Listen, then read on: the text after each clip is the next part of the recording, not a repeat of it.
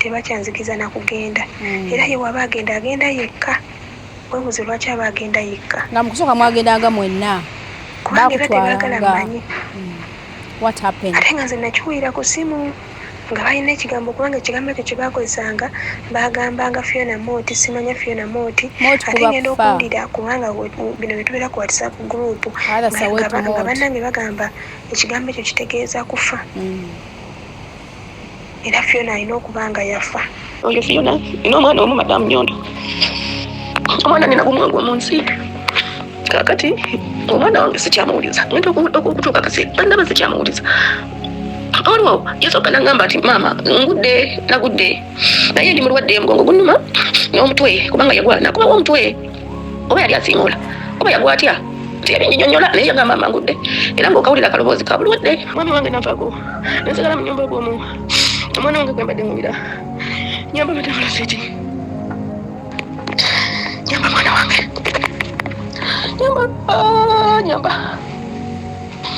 genda olaba omwana wange yafa ki namba y'omuwala yiyo genda onoonya omwana oyo akubuulira gye bali olaba omwana wange yafa ki saagala kukkiriza muwala kye yaŋŋamba genda olabe mukwano genda onoonyererezeeko olaba omwana wange yaba ki genda onoonyererezeeko ebirooto bindaga nkiraba buli kimu nkiraba naye saagala kubikkiriza. Nyondo Media.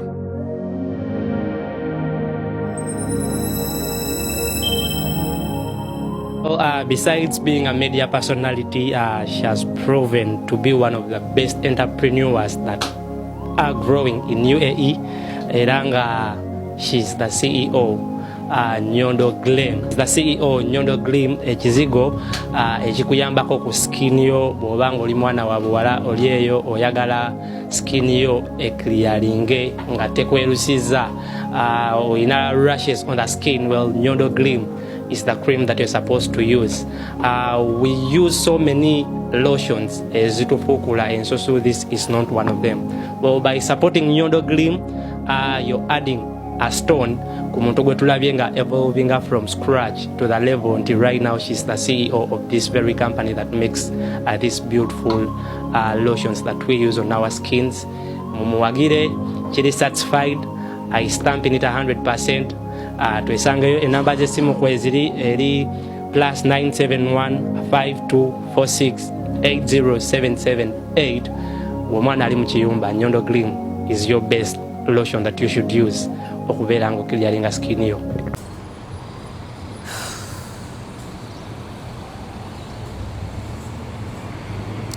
Ndi Al-Ain. Tuli Al-Ain. Al-Ain eriemu ku states ezikola UAE ezigambibwa okubeera omusanvu. Manyiko Sharjah, manyiko Abu Dhabi, manyiko Amal Queen, Ras Al Khaimah, manyiko Jumeirah, Fujairah, Al-Ain, mpozi n'endala ezikola UAE. So tuli mu UAE abasinga tebamanyi obagamba nti no Dubai, ngeze Dubai, ndi Dubai, abasinga balowooza nti Dubai nsi. Era olinakubuuza capital city ya Dubai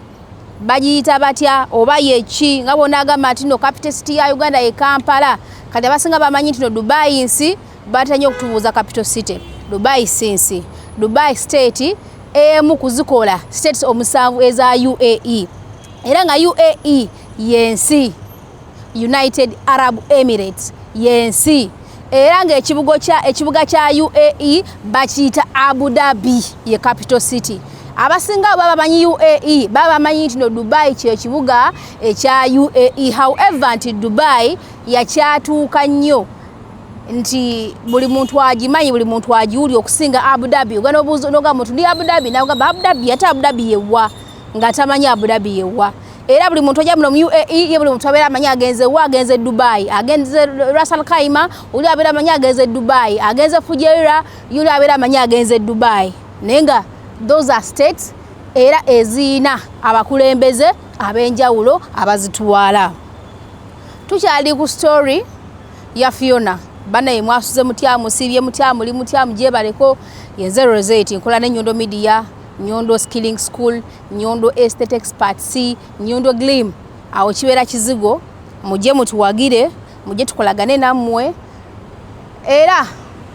kansooke nveeko wano. Kati ono muwala Fiona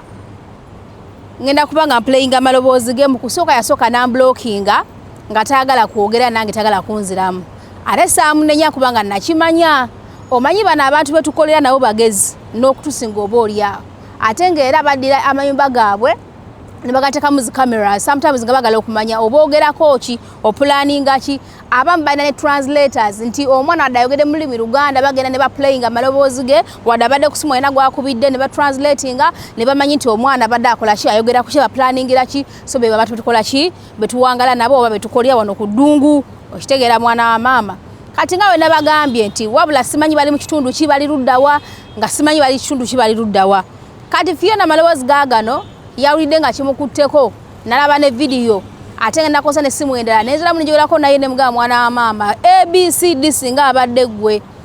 n'amala naani blockinga nanoonyako which is okay nabadde musanyufu nankuutira okubanga simuvaamu oli munnayuganda munnange sobola kukola ki sobola kumuvaamu. Tulina okumanya ekituufu omwana ono gyali oba ali mu ddwaliro obadde okimanyi nti eriyo abaana bebasobola mu malwaliro ne babeereeyo. For example nyina omuwala ali Saudi Arabia bamuyita Mary era gundi wange client waffe wa Nyondo Glim mba ndi awo apeereza message Rosette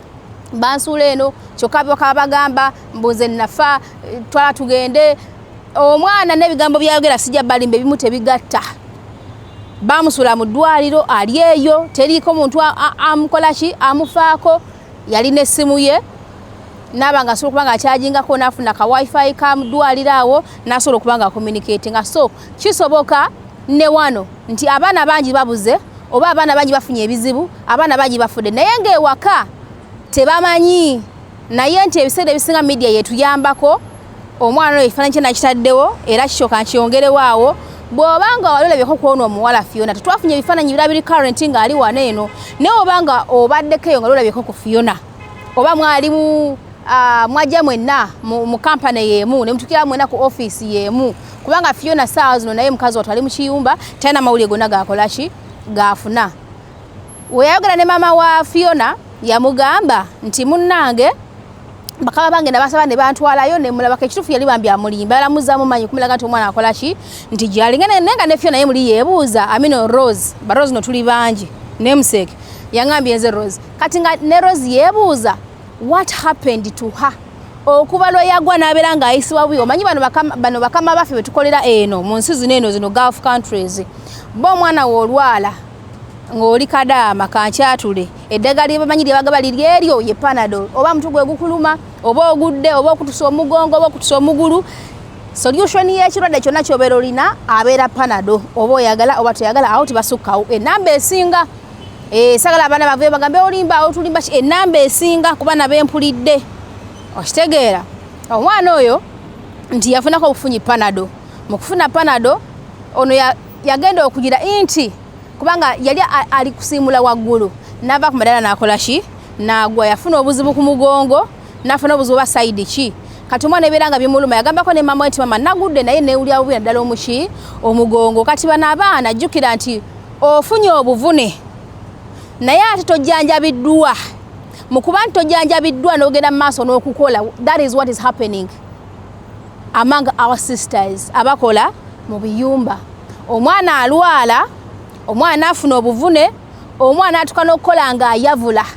era kyova olaba nga nvumirira nnyo abantu abadde akusereza abo abaana wallahi ya Mungu ne muzirya nammwe temulira baggulu. Bano abaana bayita mu bintu bingi abasinga tebabagamba kubanga tebagala beeraliikiriza. Omwana agamba Rosette fuba engeri gy'oba onnyambamu kyona kiri kihappeninga nze gwolaba kino nakiri naye sagala ogambe maama wange wabula beera n'essimu ye in case naye tomugamba maama ajja kukola ki mama ayinza okuva mu bulamu bwensi. Baana bangi nnyo bafuna ebizibu baana ne bategeera omwana wange gyali ali sitaaka so amuwa tiketi simanyi ngeri gyasobola kujjamu ng'alina pressure ye neekola ki neemukuba n'afa. Bazadde bafudde olw'abaana baabwe nga bazze no mu byeyo ne bafuna embeera etali ki tali nnungi. Naye nga sinakuplayinga gano maloboozi nyina abaana abantuukiridde bantukidde nga kyali na Uganda kuba jjuka twaguddewo essomero erya Skilling School e Uganda nti omuntu ogenda kuyiga okola sabbuuni basop ng'omukolera waka oba mu muzigo gwo oba wa bana bagala okukola obuduuka oba sabbuuni beerawo n'ebintu by'ogenda okukola eby'omutwe ebirala obisuubule ebirala gwe obyetundire njagala ogenda ogulewo edduuka njagala ogenda orentinga akaspace ko ogenda kusulawo naye obeere nga akafaako okakozesaamu ebintu ebyenjawulo bino ebintu byenjogerako gamba nga liquid soap gamba nga bar soap gamba nga shower gel gamba nga petroleum jelly oba dish wash oba hand wash shampoo ebintu bino byenjogerako babyemmenye tebyetagisa muntu kusobola kufuna buzimbe bwaguuga tekikotasagala kufuna zimashini nti ofune zimashini bino twatugende chemicals weziri tubatwala muzigula netubasomesa nti munnange okola kino n'ogattamu kiri n'ogattamu kino n'obeerawo ebbanga woobirawo tubikola wookola otubikola wookola nawe n'okola ki n'okuguka n'oyiga abaana basinga badde Uganda nga tolina kyakkola Oyina agamba ngenda kola business ki ngalamanyi business gyagenda kola ogenda kola ka saloon yes katekemu nebino ebintu wammanga teka mu shampoo teka mu shower gel teka mu liquid soap atenga gwa byekolera ogenda biskusubula chemicals ezo mukasete katono nnyo byogenda okozesa bitutoka kuteka mu sete empitirivu obere nga atokola kinga weyamba yamba bana bamakinyizo bagamba kiri ekintu ekyo teri kintu kisinga mulimo gwa mutwe nti no bwava wano n'olaga eri n'olaga wano n'olaga wa omulimo gw'omutwe tegusingika gusinga n'owe empapula onageze nasoma chemistry nasoma biology nasoma kinagera nasoma kina kine bamutikira nowesanga ye wali awo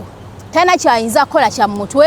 nabera nga yalinize mulimo gwe yakola kigu yasomera we gubula kitegeeza agenda kubeera forever ngata kola ki ngata kola so kino tekiri kombo basoma obati wasoma gwe jangu rojesa ringa naffe nebo gamba nti zengena kusoma mu installments nkyali Saudi Arabia nkyali Oman nkyali Dubai nkyali Ruddawana injera sasule ko mpola mpola ngendo okujanga nsoma busomi sasula ko mpola mpola bwomala okunganya nakasendeko akakapito katone emchola 10 otandika okola shower gel okola liquid soap okola shampoo ebyo binanga bembimenya mitwala 10 nokola liquid soap nokola shampoo nokola jik nokola petroleum jelly nokola hand wash nokola dish wash kumitwala kugigamba 10 nokola no subule bintu kumitwala 10 no bitula nojabo bukadde bwongobu obaka mu kitundu I'm telling you siri babulira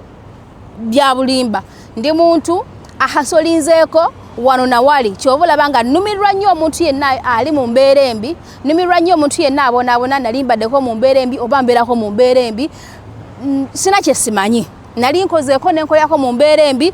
newe nkola ne sawa zuno nti omuntu obeeranga tewewaddeyo nnyo kwewaayo biyinza obutabeera biki birungi nti fena tulina kufuba omuntu owumula omaze kola ki omaze kufa so n'olwensonga eyo mbasaba mutunoonyeeko enamba kweziri okwo gwagala okujja okusoma naffe ekinungi kyaffe ebisale weebiri gwe n'obanga oli eyo kubanga mulimu abaana be batikka ne bamutwala butwazi Uganda ne bamutikka nga talina muwadde akasente okitegera so weesevinga ne weeterekera bagamba ayeterekera butera okukya weeterekere olwaleero bujja kukya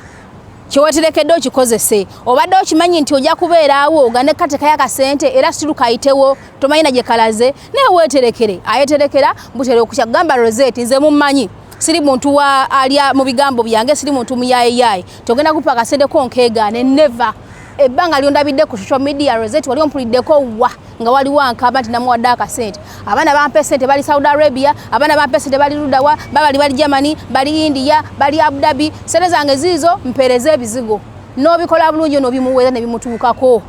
so teri omuntu wadde complaining ati Rosette nakusaba ebintu byange n'obinnyima never tekibangawo so n'olwensonga eyo mugende maaso n'okubanga mukola ki nga mutwesiga ebyamataka abana nkyabakung'anyiza kasente kammwe tekiina buzibu naye nga muteeko nessiira ekintu ekyokusonda akasente ak'okubanga mugenda kukola ki mugenda kujja ate oba nobanga mwagadde musobola okugamba nti kati katusonda akasente kafaako kujja okusoma bwe tuma tusobola okwekwata ekitole ne tunoonyaayo capital mitwalo oba oli 5 oba oli ameka oba oli ameka tukolere wamu ng'ekitole tufune wantu tuzimbewo wantu waffe tukolerewo gano magezi mbawagabuwa tukolerewo tubeere nga tugabananga amagoba ne bannaffe akuze munaba nti yemala nga yagenda ngakola ki ngaakola bibye awulira ti yeesobola nga agenda ngaakola bibye social media kati weeziri TikTok abantu batundyako nnyo ebintu era nakyo sobola obbayambako ne mbaga bannange mukole bwe muti n'okuba ku advertisingirako however nange byentunda nsobola gwe mutima gwange kakati eyo nga nvuddeyo njagala mbagambe nti waneno mu UAE nyina abana abansaba mbeere nga mbasuppliga ebizigo ebya Nyondo Glim oba mpulira nti ebizigo byaffe ekirungi kyabyo omuntu abikosako ennaku ntono nalabawo enjawulo tuwadde abakadde ebizigo ng'oli agamba nti azikini eyange nagivaako n'omugana nedda maama togivaako katukuwa ebintu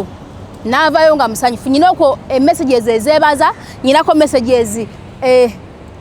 ezeebazo bazi appreciatinga onagamba laba wena linfana kalaba wendi laba wena linfana lwakuba sala nnyo okupostinga bifaananyi by'abakilantisi bange okitegeera so mu kifo ky'omwana okutuula ngamba mu abaana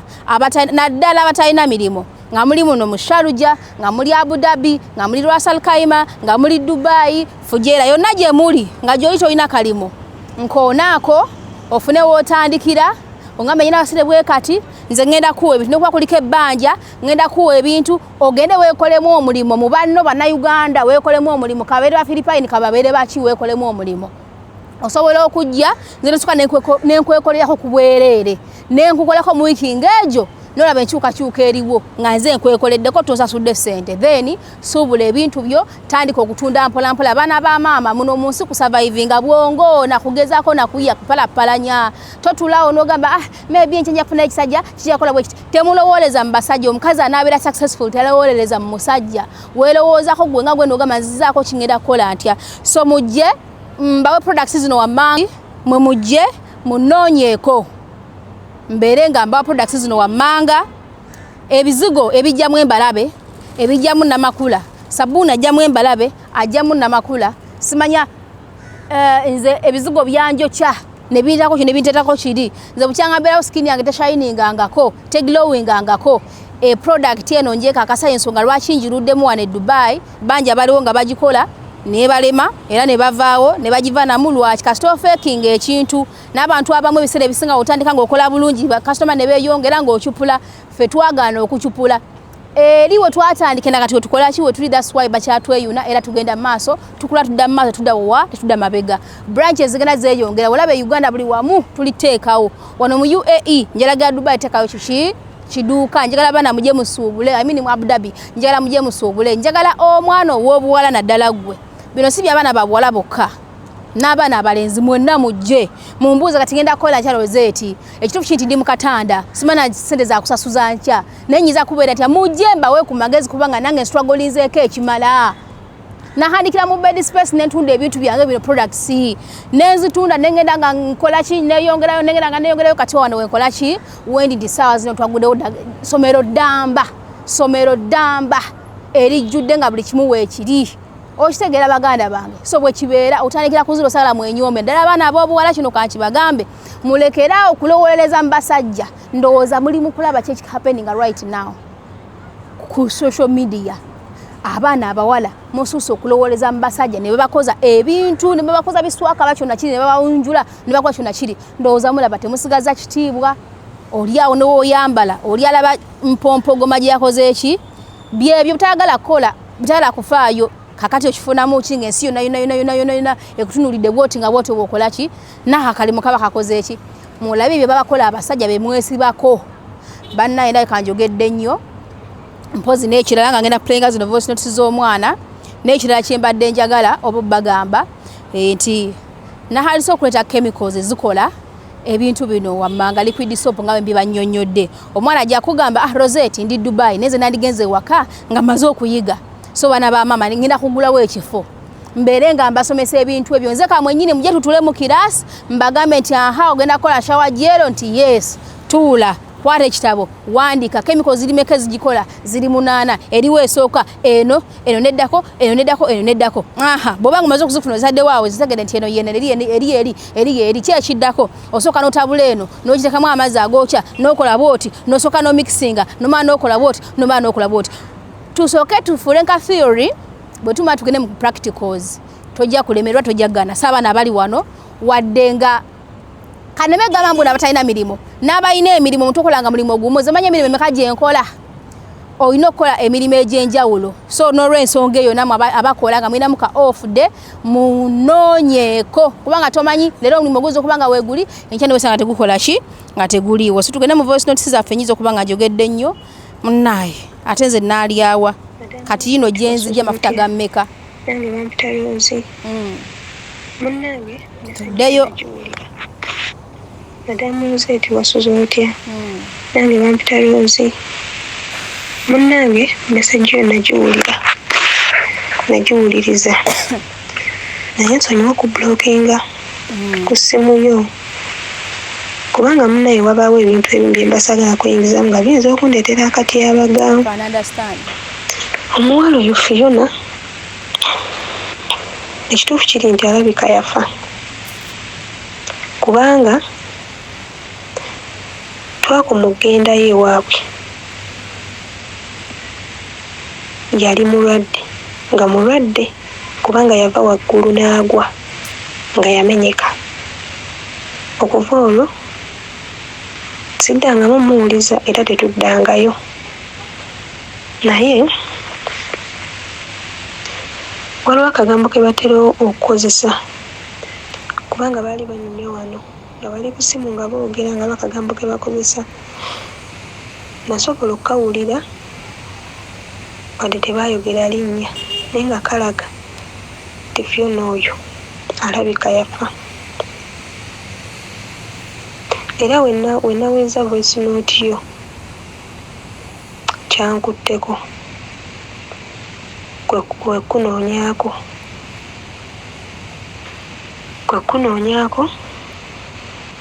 tuddemu twogere. Naye nga mbeera yo bwetyo bweri nebityo webiri kubanga nange kennyini siri bulungi, nange nnoonya wenzirukirayo. Naye abantu bano bendimu beerinako oluganda. Ono abeera muwala wa mukadde. Ate we nalabye vidiyo, kuba vidiyo nagirabye, ate kyankutteko nnyo nensalawo nkunoonye. Munnaye byebyo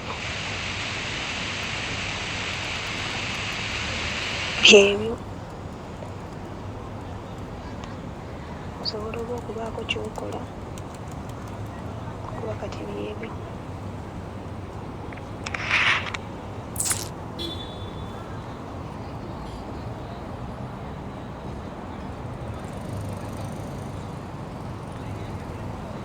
Kati Madamu Nzeeti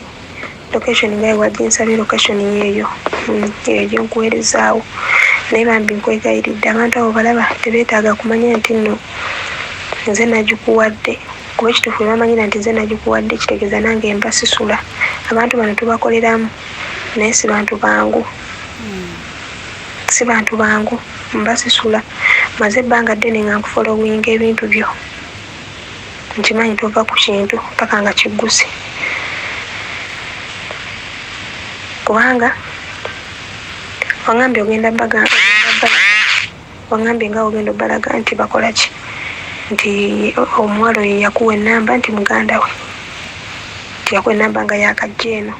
Bamikoka eri tebeetaaga kubaako kintu na kimu kye bamanya. Bwe bakimanyira kitegeeza nange sisula ate nze kulaba nnyina abaana b'okulabirira, nnyina famire. Nze kati maze emyezi 5 bweddu nga tebampa wadde 10 nga tebampa. Olaba ne Fiona yennyini Fiona yatuuka we yalwalira awo we yagwira. Fiona naye yabeerawo nga tebamuwadde wadde obujjanjabi. Bamuwanga Panado ate n'asigala ng'akola. Ne bamuwa Panado n'asigala ng'akola. Panado kye kintu kyokka kye yafunako yalinga yeddagala lye yafunako. Naye teri kirala. N'atuuka naye omunnaye omukazi watte obulamu ndooza ne bumutabukako. N'afa n'okufa. Kati bwe babimanyira nti nno nze nakwadde location eyo oba ne bakimanya nti njogera naawe kitegeeza munnaye nange mbasisula. Ate nga nina okuwezaawo ne ndabirira abaana bange. Nze Madamu Nzeeti golaba nze olaba mbeera eno nga nkola. Naye ne batuuka n'okunkubira ewaka essimu. Nze mamange siyogera naye. Siyogera naye kati kubanga bagenda kukuba essimu ate baŋŋambe nti ate omwana mulwadde mbw ate kino ate kiri. ekituufu ndi nze mba sisobola kukwata ne mbaweereza ssente kubanga maze emyezi 5 nga tebansasula wadde 10 ng'ate nsigala nkola. Adamu nze obulamu obuli eno si bwangu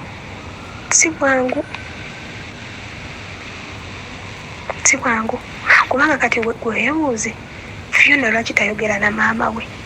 Bw'abanga tayogera na maama we. Bw'abanga mulamu lwaki tayogera na maama? Nze gwolaba mukama wange ono Amina twagendanga ffenna nga bantwala ne tugenda naye obudde buno tebakyanzikiza na kugenda era ye waba agenda yekka. Weebuuze lwaki aba agenda yekka nga mu kusooka mwagendanga mwenna kubanga era tebagala mmanyi what happened. Ate nga nze nakiwulira ku simu nga balina ekigambo kubanga ekigambo ekyo kye bakozesanga bagambanga Fiona Moti, simanya Fiona Moti ate ngenda okuwulira kubanga bino bitubeera ku WhatsApp group nga bannange bagamba ekigambo ekyo kitegeeza kufa era Fiona alina okuba nga yafa. Naye bambi nga wolemera ku nsonga nze ndaba olemera nnyo ku nsonga paka ng'egguse kuba nze mbeera nkufolowinga.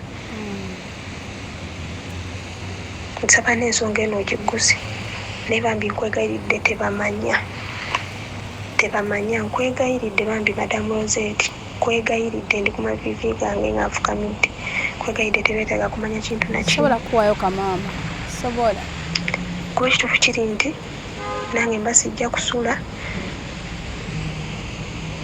mba ngenda kuvaawo nange mba ngenda kufa. Abantu bano si bangu kyenyinza okuddamu okugamba abantu bano si bangu.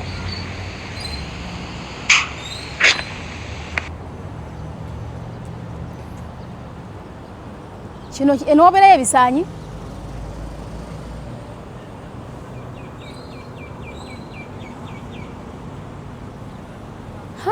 mbadde manyi kisaanyi ebisaanyi tebizimbira muno ogamba muno kino si kisaanyi ebisaanyi tebizimbira muno n'ebisaanyi kyekyo bannange enooberayo ebisaanyi baana ba maama bya nnaku mawulire ga nnaku buli kimu kya nnaku. Ndi Alaini nga bwe nabagambye eri emu ku state ezikola state omusanvu ezikola UAE Alaini wala kati Alaini ekyo nabagambye nti kati simanyi ngenda kuvuga paka wa tugenda paka wa tugenda kunywa mafuta agammeka ge yakudda nga sinabakola vidiyo eno kye nasoose okukola nasombwanezeramu ne mukubira ku WhatsApp onoka mwenyini Rose ne mukubira era nampa ne vira namba wano wetuli naye nadde sigenda kukola party no njana sooke ngende mbalabe njogere nabo. Unfortunately tebaliwo galeke bali nti bana abantu batambula ate sola genda wa Rose aleke kinti bana abantu batambula ne bavaawo tebakola ki tebali obazo kubanga bagenze either wa Rose oba batambula zino zi weekend bati okuvaawo wakabatambula nnyo ene mboza abaana bakola mu biyumba mugimanyi obanga wali okweddeko mu kiyumba obanga mwoli mwokolera naawe asuubira okuba nti ogenda kujja okoleremu bino bimanye kubanga bikulu okitegeera okubanga omwana alwadde ekirwadde kyonna noza newabeera HIV okibanga si kirwadde kitiisa nnyo nti ki nakyo bajja kuwa panado kojja okubeerera okitegeera mwana maama twayogere naye ku lukomo naŋŋamba ekigambo yakiwulira ekyo nga bagamba smother moti whatever kitegeeza kufa obadde akituufu nga kibategeeza mwana yafudde kubanga nze kye neebuuza yakugamba yakoma obagendangayo nga banyumyamu ne Rose nga mulwadde Fiona kati nga obanyumyamu ng'oli amugamba nomunange neewulira bubi bwakaaba wano wakaba wali naye nga bamuwa panado kyekituufu era abaana bakola mu biyumba basinga mukimanyi batera kubagabira panado. Kakati mukazi wattu ono Rose yakugamba watu kakaseera nga tebakyamutwalayo kubanga bano bakama baffe bwe tuba tuli mu bakolera baagala nnyo okuzunga ate babazunga bazunga naffe gy'olaga gy'alaga gy'alaga gy'olaga gy'alaga gy'olaga gy'alaga gy'olaga kati baatambulanga ne Rose nga bagendayo ewa mama w'oyo mukadde mama wa Amina nga bagendayo ba weekend oba ki nga bamala bakomawo ewaka ne kakikulaga nti Rose mukasera ko yaberera omulwadde ndoza kasera katuka nawaseninga olwadde ne buwaseninga kati Rose agenda okuba teba kya mutwalayo agenda okuddamu okugenda naye ku simu takyaddamu kati hinga kamu ne wakubaka esimu teyitamu kwegamba teyakitola nnyo nga kikulu not until nakulumu ng'awulire bali ku masimu boogera oba kadda kituufu mwana yafa bw'aba yafa bamuziikawa bamuteekawo kati kikinyagala okumanya era bwenjogerera ngenda kusooka nnindemuuko ndabe kubanga tebaliiwo bagenda komoosa ameka oluusi basulayo oluusi bakomawo mbadde eri mabega ku main gate era vira namba gye eri nagirabye location wenteekedde ddala ekintu kya location zizino eno oli wagikuwa ngeri accurate wenyini wootuuka kubanga baali begabanyizaako zi location zizaabwe bonga bo baali begabanyizako zi location zizaabwe sometimes abana bano babatwala mu bifo nga tumuyina kumanya mbuno ndi wane eno bayitawo bwe bati kandu bwe kati tikati wano wendi bayitawo bwe bati kiri bwe kiti nga tebamanyi omwana tukakola mu kiyumba paka lwamalako nenga tamanyi na wantu wabadde okiraba kati kumbe baali balina buli mwana location ya munne Rose yali alina eyo lino alina eyo era ngambye kangende njikebere mu ndabe oba ekyali mu kwe kujikebera nagikola ki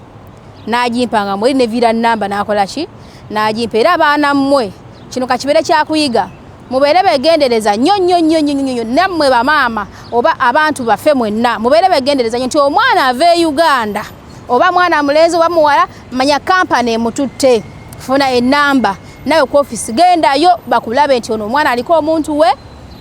omwana wajje eno office ya wano nayo fuba okulaba nti no bakadde oba bazadde oba abantu bo bawe enamba wano ku office woli then oli wajja nakona mukama wo abakute mu nyumba making sure nti bazadde bo bakama abo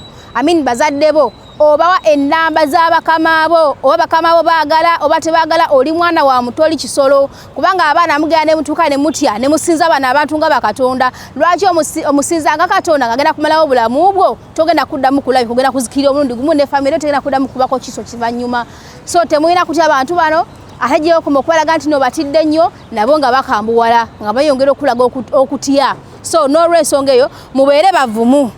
nti womanyanga nti no ngeze wantu ngeze kola bano bakama bange bino musimana togaba namba zaffe kudiru kingo oli mwana wa muntu mukama wo musabe namba oba omusajja oba omukazi ziwe bakadde bo era otekewo embeera eyo nti bakadde bo balina okusooka okubuuza ku bakama abo ne bakutuukako oba oliawo yes nga bayina namba yo nenga bebuza abazadde basukane bayita muki mubbo bamanye nti no omwana tumulina ne waliwo bajja okufollowinga up singa wabawo ekintu kyonna naye ne mubeera omwana obeera mu nnyumba wadde kyawo kuba akasimu ku bakama abo wadde okola ki mukama wo n'akabona agamba nedda togaba namba yange kudiru ki oli mwana wa kisolo nga lwaki tebagaba namba olaba oluuza muntu mbuzi nofuna enamba y'omuntu olina okumanya embuzi yange eri mu mbeera ki nagimuluuza yazadde yakoze ekyo ate kati olwo omuntu era bw'osanga omuntu weyo ng'agamba nti togaba namba yange eri bakaddewo awo tokolawo nga bukyali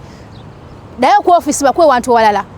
bane bakama abo nga bakkiriza okubeera n'ennamba zaabwe bonna ahe n'ennamba noziwa baani bakaddewo nga balina okuba nga bakomuniketinga nabo okitegeera naye wojja nga tewaliwo akulondoola kibula nga tebabawa gundi mu misaala ani agenda okufollowinga okitegeera so mubeere begendereza nnyo ve waka kampani ekututte ewaka enamba bazisigazza gy'olaze ne location muzigabenga nti kati wonna mukyumba we nagiza okukola tandikira waneeno office wogenda okuva bawe location ya office bawulye office yeri bagirabe ofune enamba zaabwe aya basi otambudde ogenze oze Dubai ogenze Oman ogenze Qatar ogenze wa office gy'otuukiddeko gaba enamba ya office funa location gigabira abewaka baze bakuguze bakutute mu kiyumba tuka mu kiyumba ogenda okukolera gabawo location yawo enamba zibajjeko ziwa abantu bo balina communicating n'abantu bokola nabo naye mbuno fe mukama wange takiza kugaba namba ye kubanga munanga atya kukyagenda kukola kirwaki batakkiriza toli mwana wa muntu kakati abamu tubo n'abonda mu biyumba lwantegera ffe obutiitiizi okukola ki naye mana oli mwana wa muntu olina okulwanirira obulamu bwo oba olyango oli mulwadde ngolaba nti oli mulwadde bya ddala bagambe muntwale mu ddwaliro otherwise sidamu kola ki kola baana bangi bafiira ku mirimo nga balwadde tebafunye bujjanjabi ne bafa olumwa ogeze maaso nakola tofunye bujjanjabi tolina appetite erya tolina appetite enywa kyekiddako of course kufa era kyobola nga ogenda mugundi eno nosanga bana nga bafuddeyo mu malwaliro nga bali mu gafiriji galiyo gaba gatokota gaba galine nga gatokota n'okutisa gali gatiisa era basobola muterekamu omubanga ne baba mutereseemu bala nga toli walondoola nga batwala nga baziika mulimbo nga batwala nga baziika eyo nti mulimu n'abatta abaana b'abandi kati ne batya nti poliisi egenda kubuuza ate bagenda kukola batya ne bakwata omulambo ogwo ne bagutwala eyo mugundi mu ddungu ne bagusiika eyo lwayi lumu twali tunye tugenze eyo mu ddungu omwana n'asimaasima bw'ati mu kusimaasima bw'ati ne tugwa kawanga k'omuntu nga mulimu n'amagumba na buli kimu nga kiri omwo kitegeeza nti omuntu bamutta ne bamuziika eyo mu ddungu baziikayo so nga temunaziikibwa mu malungu mweka mwenyinenyini mwerwaneko mwefeko wevaluwinga eggwe nga ggwe wadde bakaba bajja kulabanga embwa bajja kulabanga ki bajja kulabanga ki kubanga ebiseera ebisinga balabanga ffe bamasinkiini okitegeera abazze kugamba okuba nti nno mbeera yebeere tulese of course yes tuli olw'ensi yaffe gye tuva ne tujja wano tukole eki tunoonyeeko kantu naye ate ekitutagisa kututulugunya nakutuyisa bubi nabutatulabanga abantu kubanga naffe tuli bantu ate nga Katonda yabatonda naffe yatutonda bwabanga ye yabawa okusinga kuffe tekitegeeza nti naffe tuli bantu tusigala nga tuli baki so gogenda okwevaluwinga obeera ng'oli mulwadde tukota ku mulimu nga tebakuwadde bujjanjabi ng'okyali mulwadde ogenda kufiira bwereere gwonna ogenda kufa obeere nga ogenzi tona kyomanyi kiri ku nsi naye abaana boolese kati abaana ba Fiona abo abaana abato maama ali mu mbeera ki maama asobola kati maama n'amaliwa n'agawulira kifu ngono omwana yafa maama ajja kuwa pressure afe ani agenda okulabirira abo abaana mazima ddala abaana babeera mu matigga bazadde bamwe ne babeera mu matigga abantu ne babeera mu matigga so mwebeereremu genda ewantu kuba kati ono omwana singa amanya waliwo amufollowinga bali mutute mu ddwaliro ne bamuwa obujjanjabi obumala teyandifudde Fiona wabanga yafa astaghfirillahi rabbil azim wabanga yafa teyalifudde yali badde nga ne bamuwa obujjanjabi nti bamuwa obujjanjabi ani agoberera kisolo kyani nyinza okubanga njogedde nnyo wempitise mu nsonyiwe naye nga mbagamba mazima lwaki neereega ne mbagamba ebigambo bino nkasana muno mu bbugumu ne neereega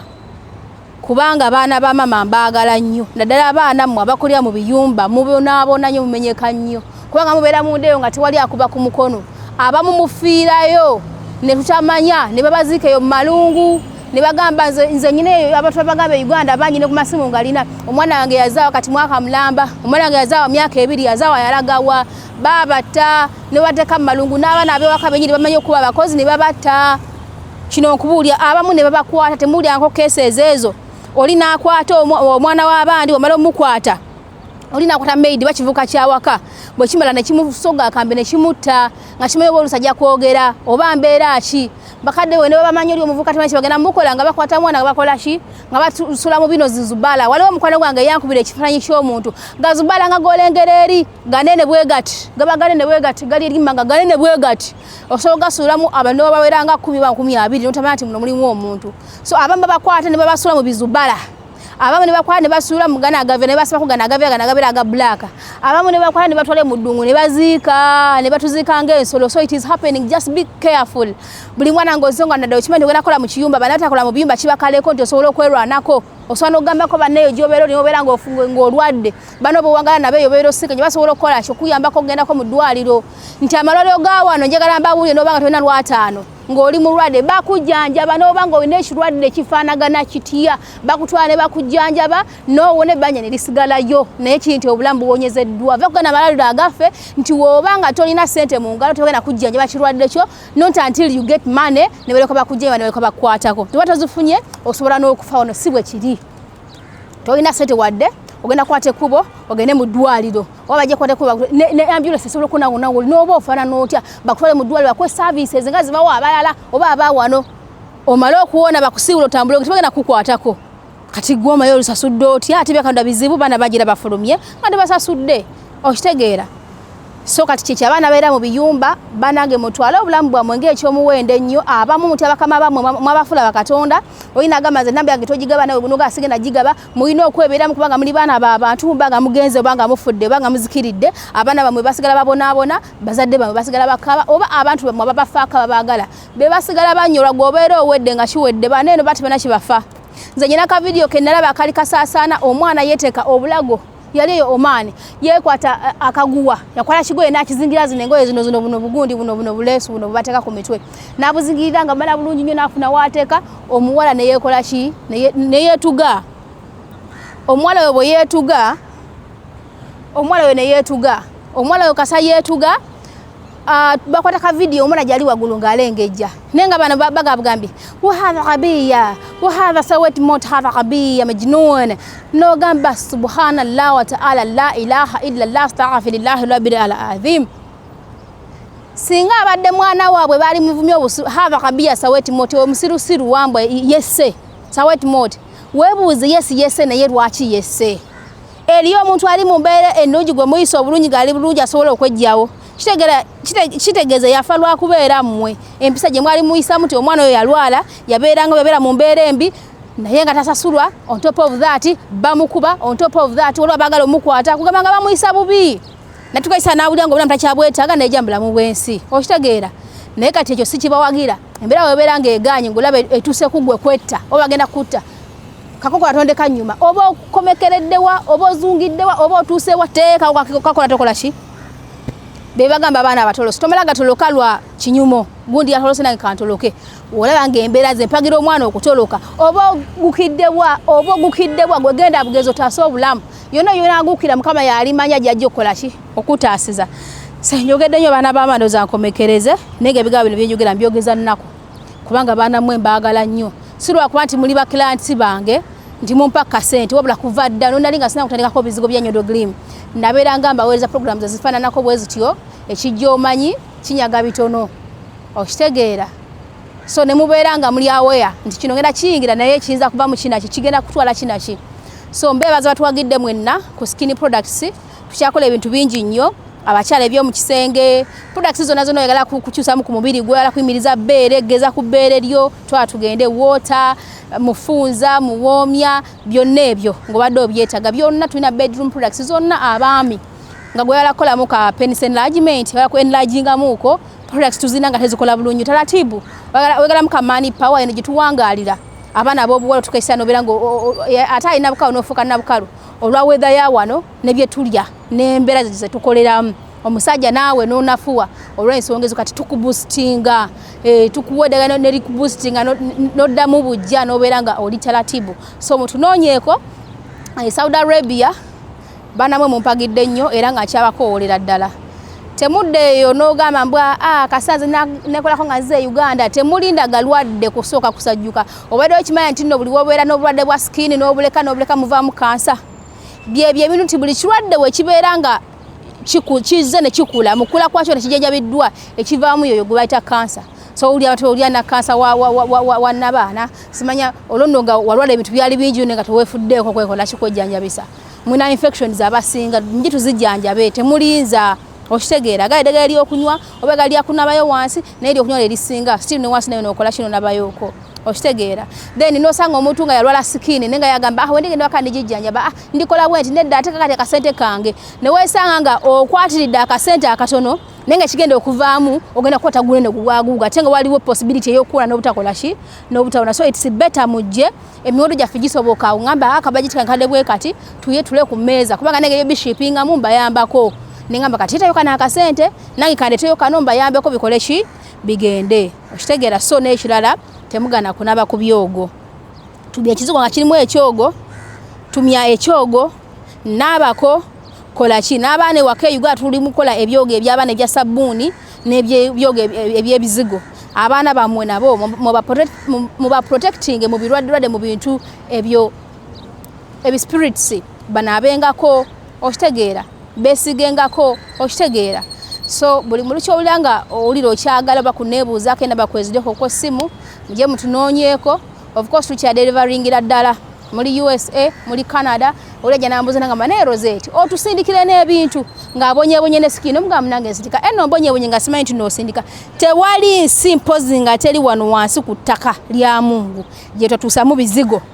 n'obanga oli kawezike wasimba azilonga zisimagombe azilonga zisimu ggulu naye eno bagita batya so wano wonna ku universe ye planet Earth wano wonna kiri nti oli ku planet Earth wonna tutuuka ono wagamba ate nesiteekoma we bagamba n'obanga oli luddawa tewali nnyonyi gye tatuuka so tubibatuusaako temugana kujja kwejjanjaba temugana kujja kwekolako temugana kwetambulirako temugana buli kimu kyonna lwakuba nti ki n'abagala okuyiga zino chemicals ngenda bibasomesa. Liquid soap, shampoo, bichi shower gel, okola sabuni ow'olususu, okola sabuni ayoza engoye owa liquid, ono bar soap w'ekitole. Enamba kweri okwo temwebuzabuza sala kula nanzeka mu nsi ya Mungu. Wallahi ya Mungu bino mbibagamba. Nali bale tuleyo ne nekolya byange kubanga era mbade kwa products zineno nga wendi ndi okay. Nali gambye wayi kuba seze tusaba size nyingi. Watekamu obudo tekamu amanyi lero akwanjala nnyo kulaba omwana nga akola ki nga prospering. You never know. Nyizo kubanga lero sobola okuteeka kamere mu nsobola ku affordinga kamere ekera kaso ka affording. Omwana gwo wayambako n'omuwa skills n'omuyambako mugeremu obendala nga yagenda okuwa kamere okole kiso bintu byansale n'ekirala tugenda kuva muno mu nsi erudda njagala nnyo okukolerera eggulu. Nenga mukama kino kankikole sandi kikoze n'ekululo kankikole ki kankikole. So nyizo kubanga jogedde nnyo kyengenda okukola tugenda kulinda bana abantu bagenda komawo lero baserero simanyi no bana tebakomyewo naze mu lunaku lubi lwa weekend. Video eno nyizo kubanga sigenda gita lero ne mugamba ate lwa lunaku kyolwo nenga lero lunaku lwa Sunday. Mukitegeera lunaku lwa Sunday kubanga eggulo lwade lwa mukaaga mwalabye eri je mwalabye kalero lwa Sunday lwenzize maze okufuna buli kimwe ekyomuwala naye ngenzo okujja nga lwayaba. Lunaku lwa Sunday batambula nnyo tebabeera waka ate saakitegedde kati either bwanga sibafunye lero banyi nokomawo ku Monday kanyala musaasire olugendo lw'envuga lulinga nga wolaba okuva e Kampala noyise Masaka nogenda eyo kubanga no kilometers ziri nakebeddekawo ku simu nga tuvugirawo essaawa zaffe ezabadde essaawa ennungi 3 zadde 230 kilometers 230 kilometers lugendo lubeera luwanvu 230 kilometers olugendo luwanvu yondabako 3 hours oba yadde 20 bichinga sawa 3 hours se wantu wabeera wawanvu kugenda 3 hours n'okudda 3 hours kyekitutu ky'olunaku nadde kola kikubanga twakedde eno kanadde okola kirengera kubeerawo mbalinde paka saa mmeka. That's why mbasaba tuyimirire wamu buli kimu kyonna tukwasaganyize wamu kuba naze nyambadde byange nazo nambadde byange naye nga bw'omanyi nti oba ogenda kujja muki mu nnyumba z'abana abantu nezja n'ekikubiro nenga majja kikola ki nja kikubirako. So bye baganda bange mulinde updates wabanga bakomyewo byonna ngenda bikola ki kubibawa oba nasobola okuyingizayo kamera yange mukama kyana paka kubongo kyenzijja okukola. Assalamu alaikum wa rahmatullahi wa barakatuhu. Amanya gange yenze Nyondo Rosette. Amanya ze Nyondo Witini. Gankola ne Nyondo Gleam. Tuli wano ku Nyondo Gleam Beauty Sport. Nga twagala okubanjulira products zonna ze tuleese. Tulina ekizigo kyaffe kitandikira ddala ku mwana omuto okutuuka ku mukadde. Kizigo kirungi nnyo kya nacho naye n'abagala okolamu ka brightening tukikola. Tulina products ez'abakyala, ez'abaami, ewamu n'abaana. Products zonna ze mulaba waneeno za Nyondo Gleam. Tulina ne bedroom products gamba nga tightener, pulling, eddagala infections, water, appetite, penis enlargement. Tulina manpower n'abakyala abagala okubanga ate mukola ku hips mwagala okubanga mukendeeza embuto. Tulina beauty spots eza Nyondo Gleam ez'enjawulo Enyanama ne wano ekisozi. Mu UAE tusangibwa Dubai ne Sharjah nayo tulinayo branch. Mwana watu gwa batasobodde kujja kutusinkana we tubeera tuli tusobola okubanga ate tukuweereza right about now tuli wano ewa Nyondo Media atengera tuli kuyisaamu ekintu kino Nyondo Gleam. As you see, the skins are always supposed to glow. Abachala gwengolieyo, you have pimples, you have dark spots, you have an unclear skin, you are not appetizing. Do you want to glow? Nyondo Gleam is the deal for you. Tayerusa, it just gives you the glow, the shine. Ochitegera dabate wetaga filters of the Snapchat, sijui TikTok. Just come ewa Nyondo Media. A number it is 0524680778. It's very affordable and very effective. Trust me when I say so.